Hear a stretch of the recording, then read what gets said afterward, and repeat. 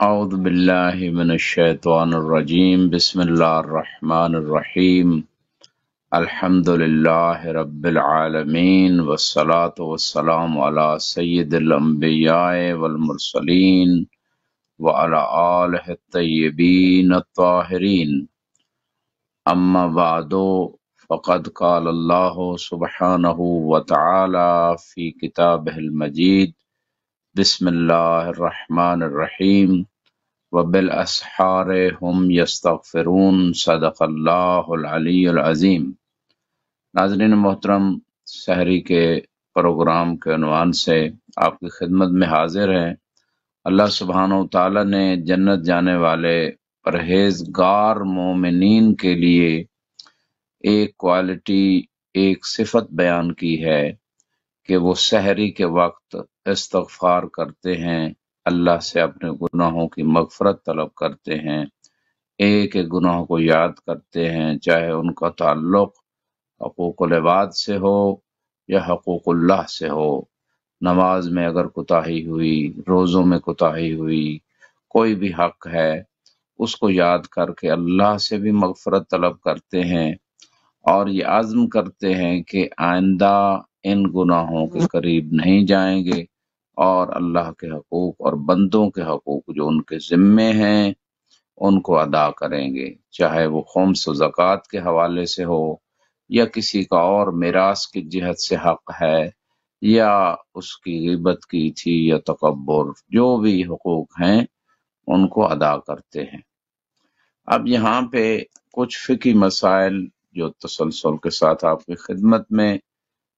پیش کیے جا رہے ہیں۔ روزے کے فقہی مسائل میں ایک بہت امپارٹنٹ مسئلہ ہے کہ عام طور پہ انسان جب سحری کا کھانا کھاتا ہے تو اس وقت کس ٹائم کھانا پینا بند کرنا چاہیے۔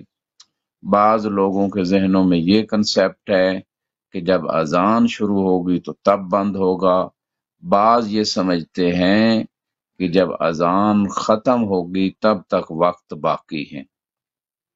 حالانکہ یہ بہت بڑا اشتباہ ہے۔ فرسٹ آف آل تو بہت سارے ایسے لوگ جو اذان دیتے ہیں انہیں نماز کے اوقات کا دقت سے ان کو علم نہیں ہوتا، وہ اپنے حساب سے تکے سے اذان دے دیتے ہیں، حالانکہ شریعت نے روایات میں اس کی حد بندی کی ہے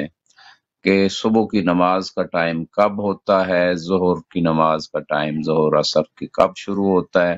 اسی طرح مغرب کی اذان یا نماز کا وقت کب ہوتا ہے۔ اس کی باقاعدہ روایات میں علامات بیان کی گئی ہیں، اور قرآن میں ایک آیہ مبارکہ ہے وَقُلُوا وَاشْرَبُوا حَتَّى يَتَبَيَّنَ لَكُمُ الْخَيْطُ الْأَبْيَضُ مِنَ الْخَيْطِ الْأَسْوَدِ مِنَ الْفَجْرِ، کہ کھاؤ پیو یہاں تک کہ سفیدی سیاہی سے الگ ہو جائے فجر صادق کے وقت، یعنی صبح صادق کے وقت ایک سفیدی ایسی شروع ہوتی ہے کہ جو بالکل ایک لمبی لائن کی طرح ہوتی ہے، آسمان کی طرف بڑھتی ہے، وہ سفیدی مراد نہیں ہے، وہ فجر صادق ہے۔ اور اس کے بعد یعنی ایک پہلی فجر ہے اور دوسری فجر جو ہے وہ اس وقت ہوتی ہے جب سفیدی مشرق کی طرف پھیل جاتی ہے، اور یہ عرض کے اعتبار سے پھیلتی ہے، چوڑائی میں پھیل جاتی ہے، اور اس وقت صبح کا ٹائم یعنی اذان کا ٹائم شروع ہوتا ہے، نماز فجر کا ٹائم شروع ہوتا ہے، روزے کا ٹائم شروع ہو جاتا ہے، اور کھانے پینے کا ٹائم اور تمام وہ امور جو روزے کے منافی ہیں جن سے روکا گیا ہے وہ ٹائم ختم ہو جاتا ہے۔ یہ وہ ٹائم ہے شرعی اعتبار سے۔ آج کے جدید ٹیکنالوجی کے دور میں اس ٹائم کی دقیق لوگوں نے حد بندی کر دی ہے کہ کون سی ڈیٹس میں کس ٹائم پہ سحری کا ٹائم ختم ہو جاتا ہے، افطاری کا ٹائم کون سا ہے، اذان ظہر اور مغرب کی اذان اور صبح کی اذان کا ٹائم کون سا ہے۔ یہ ساری لیمٹس جو مہیا کر دی گئی ہیں یہ ہمارے لیے بہت ایزی ہو گیا ہے، لیکن یہ ہر بندے کی لیمٹس اور یہ ساری حد بندی معتبر نہیں ہے، بلکہ اس بندے کے بیان کردہ یہ اپنا ٹائمنگز جو ہیں سحری افطاری کے، جو کوئی شرعی طور پہ جس کی ویلیو اور معتبر ہو، یعنی معتبر ادارہ ہے، معتبر مرجع کے مکتب سے، دفتر سے، آفس سے شروع ہوا ہے، یا کسی عالم دین یا مدرسہ، اور جو ٹائمنگ انہوں نے جہاں سے لی ہے وہ ادارہ معتبر ہے، جیسے نجف اشرف میں باقاعدہ فلکیات کا ایک ادارہ ہے حوزہ کے انڈر، وہ ٹائمنگ اور یہ ساری چیزیں تحدید کرتے ہیں۔ تو اس ٹائم ٹیبل جو جدول اور ماہ مبارک میں جو شائع ہوتے ہیں اس کے مطابق اگر آپ کر رہے ہیں، اور جو اذان دینے والا بھی اس کا اگر خیال رکھ رہا ہے تو پھر تو ٹھیک ہے۔ اگر وہ ایسی بات نہیں ہے، وقت سے پہلے اذان دے دیتا ہے یا بعد میں، تو اذان کوئی یہ یعنی علامت نہیں ہے، یہ اذان سائن نہیں ہے، اذان سمبل نہیں ہے۔ اذان سمبل اس وقت ہوگا کہ جب اذان دینے والا ٹائمنگز کو دقت سے شرعی اعتبار سے جانتا ہو اور اس اعتبار سے اذان دیتا ہو۔ بعض لوگ نیند بیدار جو ہوتے ہیں لیٹ ہو جاتے ہیں، وہ اذان لیٹ دے دیتے ہیں۔ تو اس چیز کو دقت سے دیکھیں، اگر ہم اس چیز کی رعایت نہیں کریں گے اور کھاتے پیتے رہیں گے تو اس کا یہ ہوگا کہ نہ صرف ہمارا روزہ باطل ہو جائے گا بلکہ اس روزے کی ہمیں قضا بھی کرنی پڑے گی، اور اس روزے کو ہمیں جو ہے وہ باقاعدہ یعنی اس کا کفارہ 60 روزے یا 60 مسکینوں کھانا کھلانا، اور اس ایک روزے کی بھی قضا، اگرچہ وہ اس روزے کو کمپلیٹ کرنا ہے لیکن اس روزے کی قضا کرنی پڑے گی، اور 60 روزے الگ رکھنے پڑیں گے یا 60 مسکینوں کو کھانا کھلانا پڑے گا۔ یہاں پہ ایک اور بہت امپارٹنٹ چیز ہے جو نجف اشرف میں اسی طرح مختلف جو لوگ ان چیزوں کو سمجھتے ہیں دقت سے متدین علاقوں میں، وہاں اس چیز کی بھی کیئر کی جاتی ہے کہ اذان سے پہلے، نماز فجر کے ٹائم سے پہلے، سحری کا ٹائم ختم ہونے سے پہلے 10 منٹ یا کم از کم 5 منٹ احتیاط کے طور پہ پہلے بند کروا دیا جاتا ہے، تاکہ اگر اس ٹائم کی تحدید میں اور حد بندی میں، لمٹس میں کوئی اشتباہ یا غلطی ہو گئی ہے تو ہمیں اطمینان اور یقین ہو جائے کہ ہم نے روزہ ٹائم کے اندر رکھ لیا ہے، اور جب ٹائم شروع ہو گیا روزے کا تو اس میں ہم نے کوئی کھایا پیا نہیں ہے یا ایسا کام نہیں کیا جو روزے کے منافی تھا۔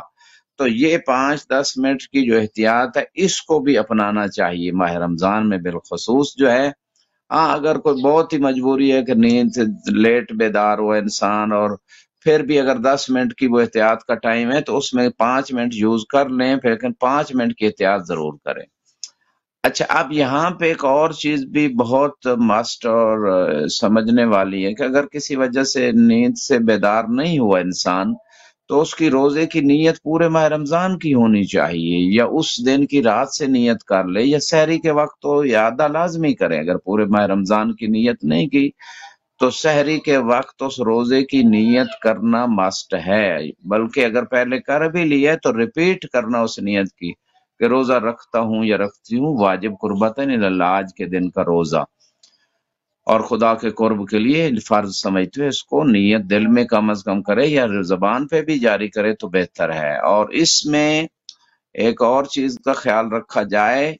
کہ آج کل جو ہمارے پاس موبائلز ہیں اس میں تو الارم سسٹم ہے، بہت ایزی ہو گیا۔ اب یہ بہانہ تو ہو نہیں سکتا کہ بندے کی نیند سے وہ بیدار ہی نہیں ہوا، بھئی الارم 2 لگا لے، مثال کے طور پہ 1 گھنٹہ پہلے اٹھنا ہے، 4:30 بجے اگر ٹائم ختم ہو رہا ہے تو 3:30 کا الارم لگا لیا جائے، 5-10 منٹ کے بعد ایک اور الارم بھی لگا دیا جائے کہ خدا نخواستہ ایک دفعہ بندہ بیدار ہو کے دوبارہ سو گیا، تھک گیا یا نیند کا غلبہ تھا تو دوبارہ اپنے وہ جاگ سکتا ہے 10-15 منٹ کے بعد، اور وہ اٹھ کے روزہ رکھ سکتا ہے، پانی پی سکتا ہے، کھانا کھا سکتا ہے، نماز شب پڑھ سکتا ہے، استغفار کر سکتا ہے، دعا مانگ سکتا ہے۔ بہترین بیسٹ ٹائم ہے خدا کے قرب کا۔ خدا ہم سب کو توفیق دے۔ یہاں چند ایک مسائل میں آپ کی خدمت میں پیش کرنے جا رہا ہوں کہ جو روایات میں موجود ہیں، اور یہ پہلی روایت امام صادق علیہ السلام سے کسی نے سوال کیا کہ یہ جو قرآن میں ذکر ہے سفید اور سیاہ دھاگے تک، یعنی جب سفید دھاگا یعنی ہو جائے خیط الابیض تو اس وقت تک آپ کھا سکتے ہو، اس کے بعد نہیں، اس سے کیا مراد ہے؟ امام سے سوال کیا گیا۔ امام نے فرمایا بیاض النہار من سواد اللیل، کہ جب دن کی سفیدی آ جائے اور وہ سفیدی الگ ہو جائے رات کی سیاہی سے، تو اس وقت تک جو ہے آپ کھا پی سکتے ہو، اس کے بعد نہیں کھا پی سکتے ہو سحری کے وقت۔ وَقَانَ بلال يُعَذِّنُ لِلنَّبِي، اور بلال جو ہیں صحابی رسول صلی اللہ علیہ وآلہ وسلم یہ اذان دیتے تھے، اور ہی وَيُعَذِّنُ بلال حِينَ يَطْلَعُ الْفَجْرِ، یہ اس وقت اذان دیتے تھے جب فجر صادق ہوتی تھی، جب نماز کا ٹائم ہوتا تھا، جب روزے کا ٹائم ختم ہو جاتا تھا۔ یعنی یہ شرعی طریقے سے نماز اذان کے فجر کے ٹائم کو جانتے تھے، اس لیے رسول خدا نے ان کو معین کیا ہوا تھا۔ فقال النبی صلی اللہ علیہ وآلہ وسلم اذا سمعتم صوت بلال فدعوا الطعام والشراب فقد اصبحتم، فرماتے تھے جب بلال کی اذان سنو تو کھانا پینا چھوڑ دو، یہ آپ فرماتے تھے، کھانا پینا چھوڑ دو، اور آپ کی یہ صبح ہو گئی ہے، یعنی روزے کا ٹائم شروع ہو گیا ہے اور کھانے پینے کا ٹائم ختم ہو گیا۔ تو یہاں پہ میں یہ کہنا چاہ رہا ہوں کہ اس مقام پہ رسول خدا نے بلال کو اور اس کی اذان کو معیار قرار دیا۔ اگر بلال جیسا شرعی علامات جاننے والا، دقت سے اذان دینے والا کوئی مؤذن ہے تو اسی کی اذان کو آپ معیار قرار دے لیں، اور اذان سے پہلے ہی روزہ یعنی کھانا پینا بند کر دینا، کہ اذان کے دوران بھی لوگ کھاتے رہتے ہیں اور اس سے پہلے ہی۔ تو یہ معیار جیسے کہ رسول خدا صلی اللہ علیہ وآلہ وسلم نے اس مقام پہ بتا دیا، اور اگر ایسا کوئی معرفت والا مؤذن نہیں ہے جو دقت سے شرعی علامتوں کے ذریعے سے یا معتبر کیلنڈر کے ذریعے سے اذان نہیں دیتا، اپنی مرضی سے کبھی پہلے کبھی بعد میں، تو پھر اس کی اذان معیار نہیں ہے۔ یہاں پہ اس مقام پہ ایک اور روایت ہے، وہ بھی اسی حوالے سے کہ خیط ابیض اور خیط اسود کا لفظ جو کہ قرآن میں ذکر ہوا ہے تو اس سے مراد کیا ہے، تو امام علیہ السلام نے بتایا کہ جب سفیدی طلوع ہو جائے اور اندھیرا جو ہے نا وہ ختم ہو جائے، رات کی جو سیاہی ہے مشرق کی طرف تور یہ سفیدی ہوتی، نہ کہ پورے علاقے میں اور پوری دنیا میں، یعنی جہاں سے سورج نکلتا اس طرف سے سفیدی پھیل جاتی ہے دائیں بائیں، تو یہ علامت ہوتی ہے کہ صبح ہو گئی ہے اور اذان کا وقت ہو گیا اور روزہ شروع ہو گیا اور کھانے پینے کا ٹائم ختم ہو گیا۔ یہاں پہ ایک اور روایت آپ کی خدمت میں کہ اگر کوئی شخص ماہ مبارک میں فجر صادق یعنی صبح ہونے کے یعنی روزے کا ٹائم شروع ہونے کے وقت کی رعایت نہیں کرتا، اہتمام نہیں کرتا، پرواہ نہیں کرتا،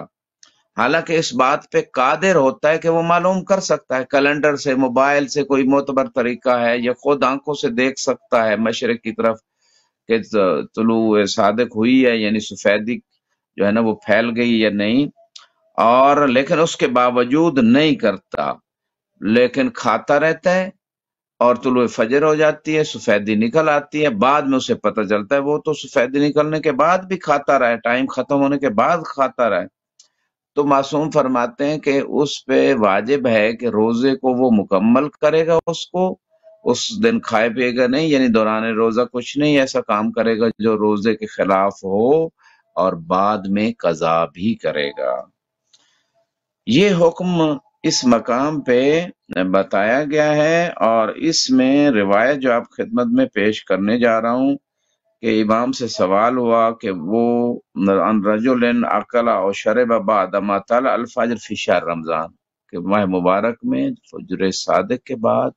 طلوع فجر کے بعد، سفیدی ظاہر ہونے کے بعد کھاتا پیتا رہا شخص۔ قال ان کون قام فنظر فلم یر الفجر فاکل ثم عاد فرع الفجر فلیتم صومہ ولا اعادہ علیہ، اگر اس نے پہلے جا کے دیکھے تھا مشرق کی طرف سفیدی نہیں طلوع ہوئی تھی، یعنی اس نے اس چیز کا اعتبار کیا تھا جو اعتبار کرنے والی تھی، اور پھر وہ کھانے پینے مشغول رہا، بعد میں دیکھا تو وہ تو طلوع ہو چکی تھی، امام فرماتے ہیں وہ روزہ مکمل کرے گا اور اس پہ کوئی قضا نہیں ہے اس روزے کی۔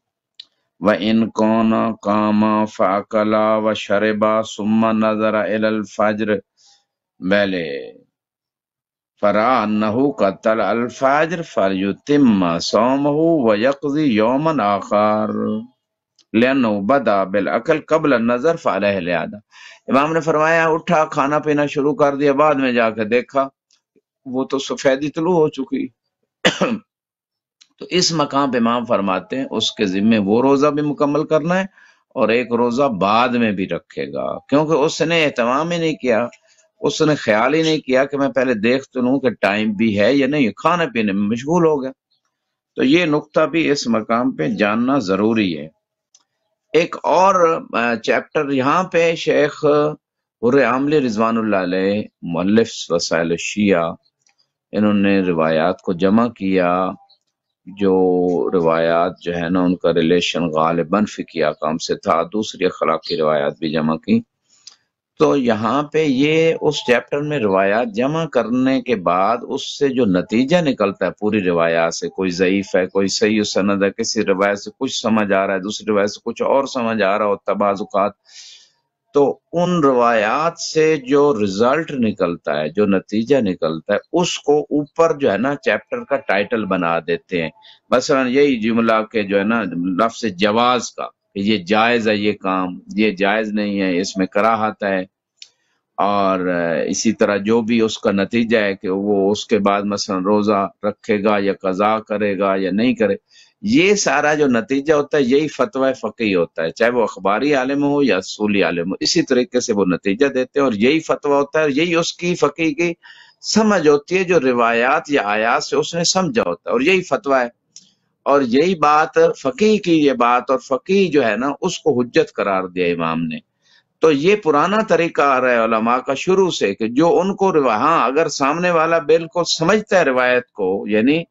اس روایت کو اگر بیان کیا جائے یا تمام ان روایت کو بیان کیا جائے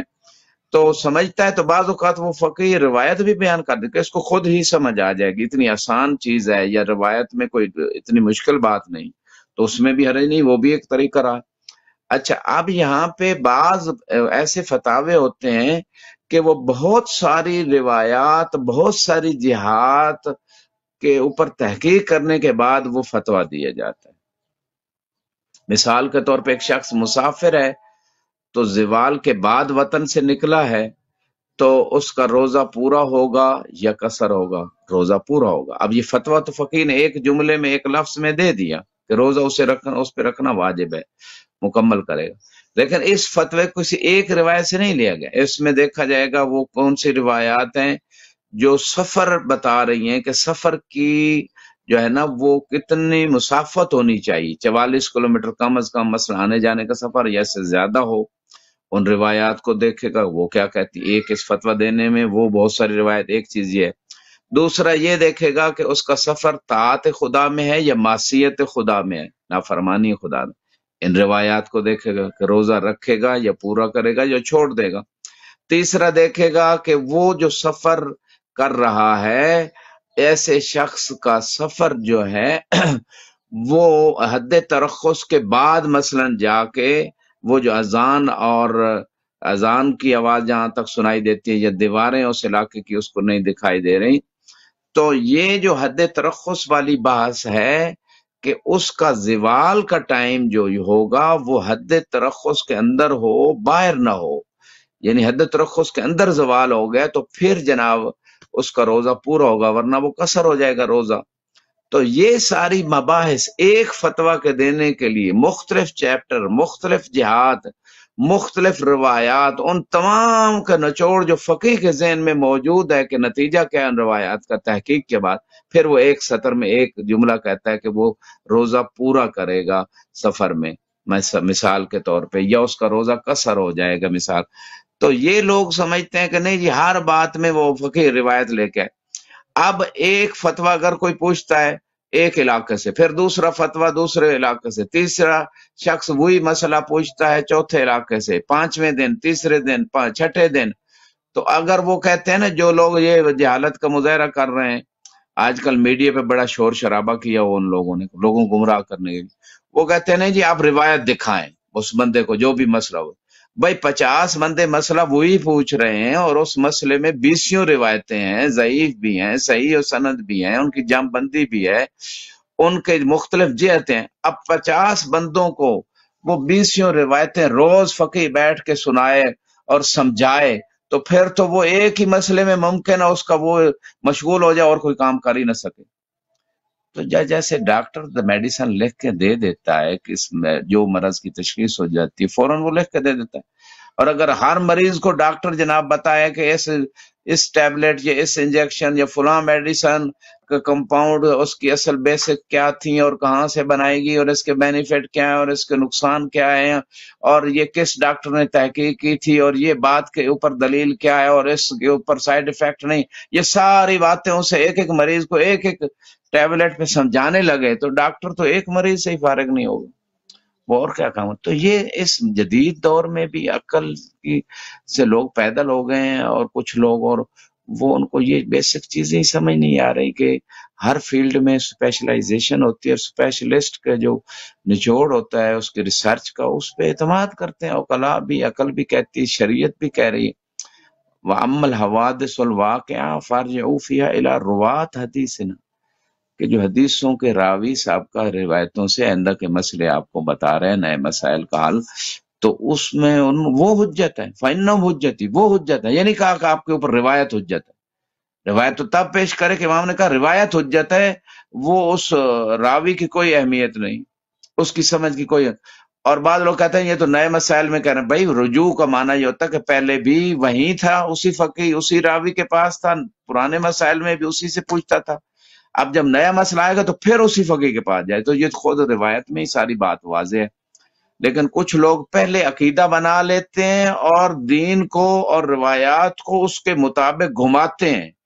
اور ضد پہ اڑ جاتے ہیں اگر وہ ان کے عقیدے اور ان کی تحقیق کے مطابق نہ ہو. اور ایسا شخص جو ہوتا ہے وہ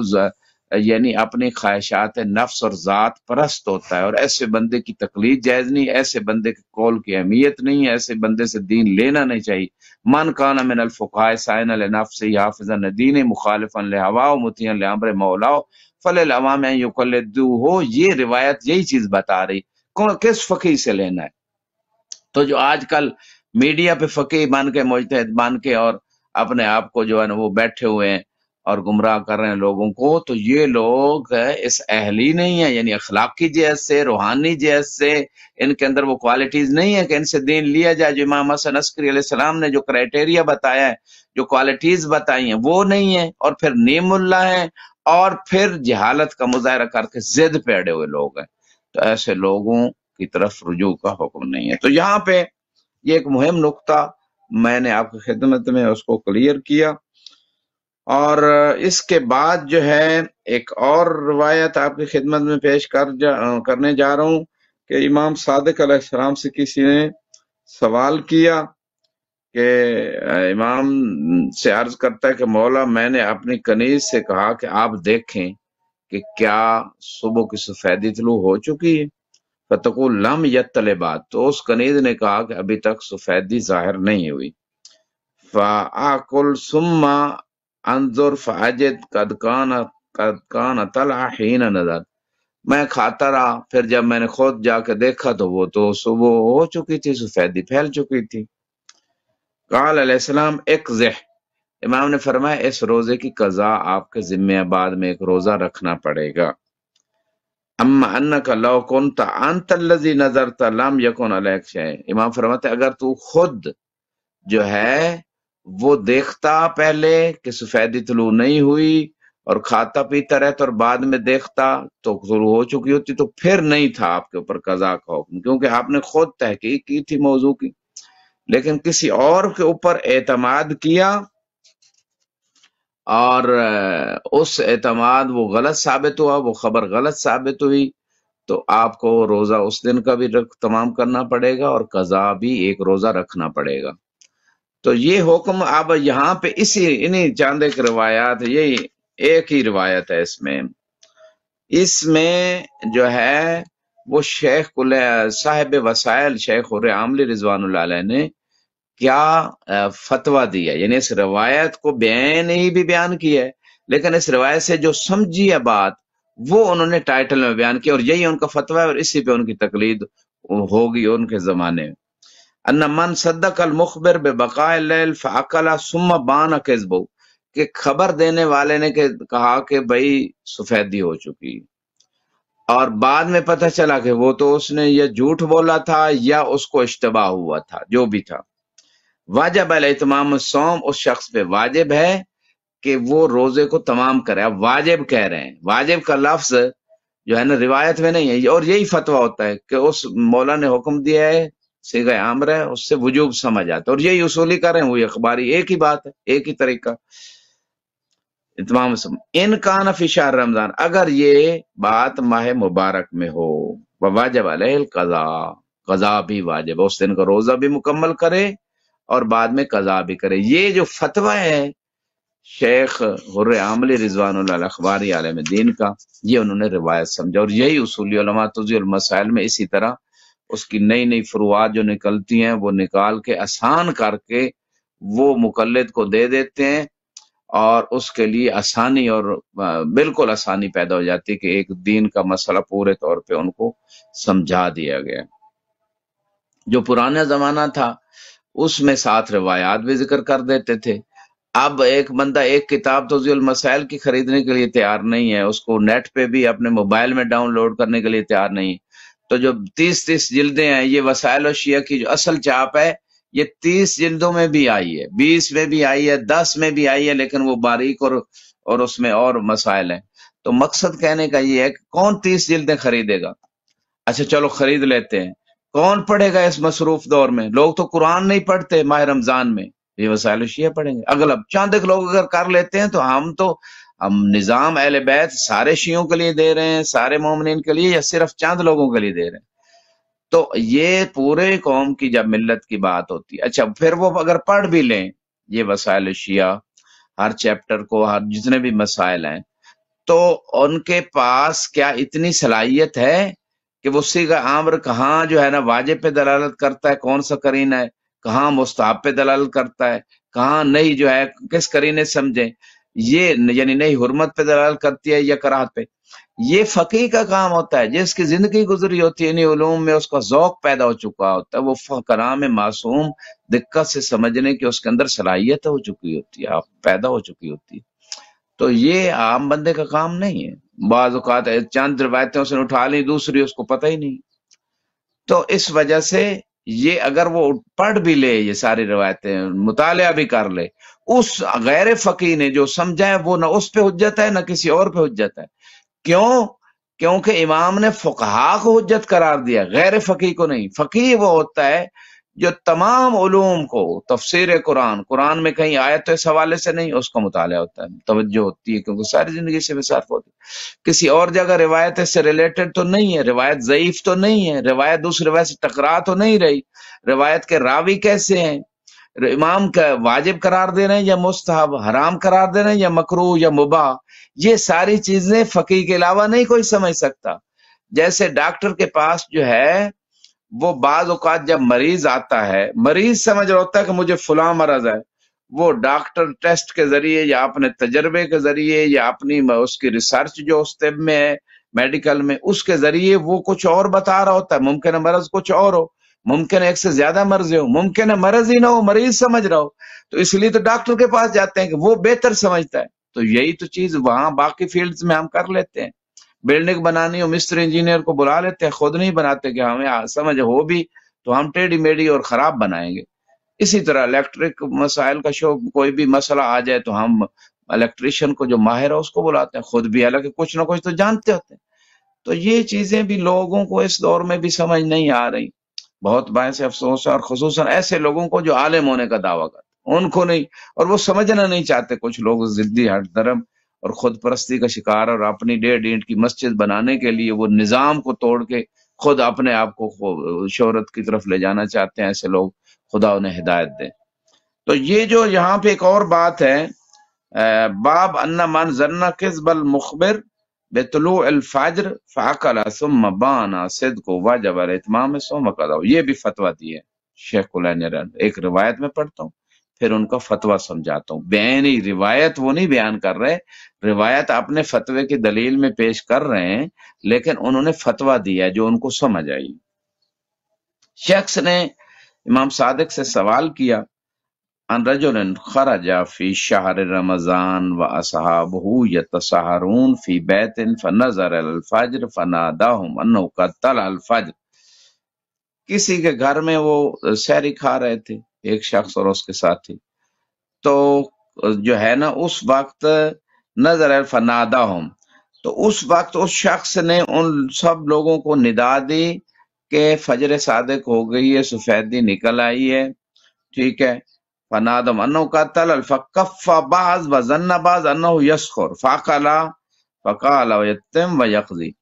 تو کچھ لوگ تو کھانے پینے سے روک گئے اس کے کہنے پہ کہ فجر صادق طلوع ہو گیا اس کا، کچھ لوگوں نے سمجھا یہ مذاق کر رہا ہے اور کھاتے پیتے رہے۔ تو اب کیا حکم ہے جو کھاتے پیتے رہے، جس بندے کے بتانے پہ کہ فجر صادق طلوع ہو گئی پھر بھی کھاتے پیتے رہے؟ تو امام نے فرمایا اس دن کا روزے جو لوگ کھاتے پیتے رہے اس کے بتانے کے بعد، اس دن کا روزہ مکمل کریں گے، اور جو ہے دوسرے اپنا کسی دن ماہ رمضان کے بعد اس کی قضا بھی کریں گے۔ یہ امام علیہ السلام نے یہاں پہ حکم بتایا۔ اور اسی روایت کی روشنی میں شیخ کلینی شیخ حر عاملی رضوان اللہ علیہ نے جو فتویٰ دیا ان من ظن کذب المخبر، جو یہ خیال کرتا ہے کہ خبر دینے والا کہ سفیدی طلوع ہو چکی ہے وہ جھوٹا ہے، وہ خیال کرتا ہے، فاکل اور کھاتا رہتا ہے کھانا، ثم بان صدقو پھر پتہ چلتا ہے کہ وہ تو سچا تھا، فجر صادق طلوع ہو چکی تھی، سفیدی نمودار ہو چکی تھی، واجب علیہ اتمام صوم قضاء، تو اس شخص پہ واجب ہے کہ وہ روزے کو اس دن کے روزے کو بھی مکمل کرے اور بعد میں قضا بھی کرے۔ تو یہ روایت جو ہے، اسی طرح کوئی اذان مثلا جو ہے دے دیتا ہے اور وہ سمجھتا ہے کہ اذان اس نے ابھی ٹائم نہیں ہوا، پہلے دے دی اور کھاتا پیتا رہتا ہے، ٹھیک ہے، تو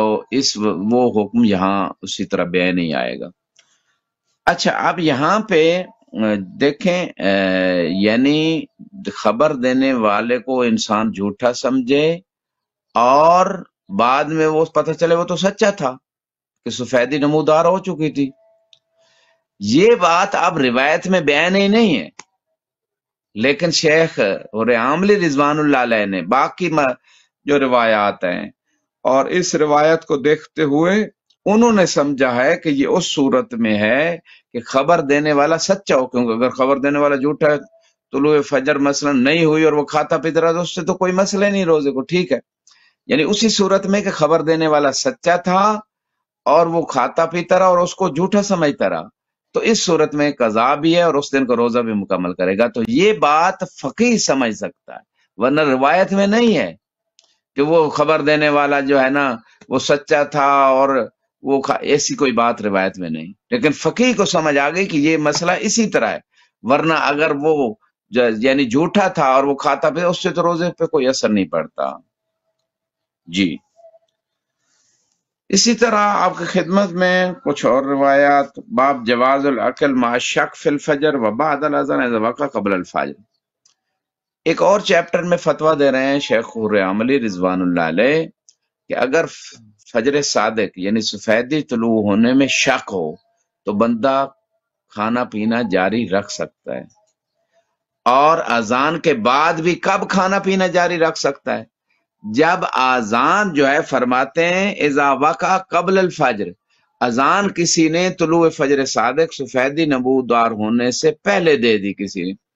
تو اذان معیار نہیں ہے، وہ اذان کے بعد بھی کھا سکتا ہے، جب تک سفیدی طلوع نہیں ہوتی اس سے پہلے پہلے کھا سکتا ہے۔ یہ روایت ہے قلت لابی عبداللہ علیہ السلام آکل فی شہر رمضان باللیل حتی اشکا، میں ماہ رمضان مبارک میں رات کو کھاتا ہوں یہاں تک کہ مجھے شک پڑ جاتا ہے کہ شاید طلوع فجر صادق یعنی سفیدی نمودار ہو چکی۔ قال علیہ السلام قل حتی لا تشق، آپ کھا پی سکتے ہو یہاں تک کہ آپ کو شک نہ رہے، یعنی یقین ہو جائے کہ اب فجر صادق یعنی سفیدی طلوع ہو چکی ہے۔ یہ بات جو ہے امام علیہ السلام بتا رہے ہیں، یعنی شک کے عالم میں آپ کھا سکتے ہو، کیونکہ اس میں قاعدہ استصحاب ہے، اب یہ فقیہ کو سمجھ آئے گا جو ائمہ نے دیا ہے مختلف روایات سے، قانون ہے، رول ہے، کلی رول ہے، وہ کیا ہے کہ یقین سابق کو آپ استصحاب کر لیں، سابق یقین تھا کہ رات ہے، ابھی فجر صادق یعنی سفیدی نمودار نہیں ہوئی، شک تھا کہ ہو گئی، تو یقین سابق یعنی ابھی رات ہے سفیدی نمودار نہیں، اس کو آپ استصحاب کر لیں، یعنی اسی کو ہی جاری کر لیں، اسی کو ہی لے آئیں یہاں تک کہ یقین ہو جائے کہ سفیدی طلوع ہو چکی۔ اب اس قاعدہ کے تحت جو ہے جو یہاں یہ فتویٰ موجود ہے، اور اسی طرح اس روایت میں بھی یہی بات موجود ہے جی۔ یعنی لا تشک کا معنی ہے یعنی یقین ہو جائے آپ کو، تو یقین کو کاٹ سکتا ہے، ختم کر سکتا ہے۔ یہ رات کا یقین ہے، سفیدی طلوع ہونے کے بارے میں شک ہے، جب سفیدی طلوع ہونے کے بارے میں یقین ہو جائے تو پچھلا یقین ختم ہو گیا رات کا۔ تو اس طرح کی چیزیں فقہا ان باتوں سے، ان روایات سے سمجھتے ہیں۔ اسی طرح بس آخری یہ بات آپ کی خدمت میں اور آج کی زحمت تمام کرتے ہیں، باب وجوب القضاء علی من افطر للظلم التي يظن معها دخول اللیل ثم بان بقاء النہار، کہ ایک شخص کو گمان ہو گیا کہ رات داخل ہو گئی ہے۔ ظلمہ یا ظلمہ آپ جو بھی تلفظ کرنا چاہیں، یہاں پہ جو ہے نا وہ یعنی اندھیرا چھا گیا تھا کسی بادل کی وجہ سے یا اور کسی وجہ سے، آندھی آ گئی تھی، تو اس نے سمجھا کہ تو افطار کا ٹائم ہو گیا، افطار کر لیا، بعد میں پتہ چلا نہیں ابھی تو دن تھا، تو اس میں کیا حکم ہے؟ قضا واجب ہے۔ شیخ عاملی فرما رہے ہیں قضا واجب ہے۔ ان ابی عبداللہ علیہ السلام فی قوم صاموا شہر رمضان فغشیہم سحاب اسود عند غروب الشمس، ایک قوم نے روزہ رکھا تو سورج غروب ہونے کے قریب جو ہے نا سیاہ بادل جو ہے نا وہ چھا گیا، فرأوا انہ اللیل، وہ سمجھ رہے تھے کہ رات ہو گئی ہے، فافطر بعضهم، بعض نے روزہ افطار کر لی، ثم ان السحاب انجلا، پھر وہ بادل چھٹ گیا، فاذا الشمس، دیکھا تو سورج تو سامنے کھڑا تھا، فقال علی الذی افطر صیام ذلک اليوم، امام نے فرمایا کہ جس نے افطار کر لیا تھا اس دن کا روزہ بعد میں قضا کر کے رکھے گا، چونکہ یہ اشتباہ میں افطار کیا، ورنہ اگر جان بوجھ کے کرتا تو 60 روزے رکھنا پڑتے اور یہ ایک روزہ بھی، لیکن اشتباہ میں کیا اس لیے فقط ایک روزہ قضا ہوگی۔ ان اللہ عز وجل یقول اتم الصیام الی اللیل، امام نے دلیل بھی پیش کر دی، فرمایا کہ اللہ فرما رہا ہے کہ روزے کو رات تک پورا کرو، یہ تو ابھی سورج کھڑا تھا، رات تو ہوئی نہیں۔ فمن اکل قبل ان يدخل اللیل فعلیہ قضاء، کہ جس نے رات سے پہلے کھا لیا اس کے ذمے قضا ہے، اس روزے کی بعد میں قضا کرے گا۔ خدا سے دعا گو ہیں کہ پروردگار ہمیں ان دینی مسائل کو سمجھنے کی توفیق عطا فرمائے، اور یہ واجب ہے ان تمام مسائل فقہیہ کا سمجھنا فرض ہے جو انسان کو عام زندگی میں پیش آتے ہیں، لہٰذا ماہ مبارک سے پہلے ہی خود توضیح المسائل کا مطالعہ کر لیں انہی مسائل میں، اسی طرح کو حج پہ جاتا ہے تو حج کے پورے مسائل کو پڑھے یا سیکھے میڈیا کے دور میں، یا اس کی ٹیوشن رکھے، یا ان مسائل کو جو ہی پیش آتے ہیں فوراً مراجعہ کرے، لیکن بعض مسائل ایسے ہوتے ہیں اگر نہیں جانے گا تو اشتباہ میں پڑ جائے گا، اس لیے کی طرف سے بھی حکم ہے، اور فقہا نے انہی روایت کی روشنی میں فتویٰ دیا ہے کہ بھئی ابتلا سے پہلے نماز کے مسائل سیکھ لیں، مقدمہ واجب یعنی باب مقدمت الواجب، واجب کے عنوان سے، اور اسی طرح تفقہ فی الحلال والحرام، حلال و حرام کو پہلے ہی سمجھ لو ابتلا سے پہلے، عمل کرنے سے پہلے، تو لہٰذا ان چیزوں کو سمجھنا واجب ہے۔ خدا سے دعا گو ہوں کہ ہمیں خدا تعالیٰ پورے دین کی سمجھ بوجھ عطا فرمائے اور اس پہ عمل کرنے کی توفیق عطا فرمائے، امت مسلمہ جہاں کہیں پریشان حال ہے ان کی پریشانیوں کو دور فرمائے، اور ہمارے اعمال، ہمارے روزوں کو، ہماری نمازوں کو اپنی بارگاہ میں شرف قبولیت عطا فرمائے۔ وآخر دعوانا ان الحمد للہ رب العالمین۔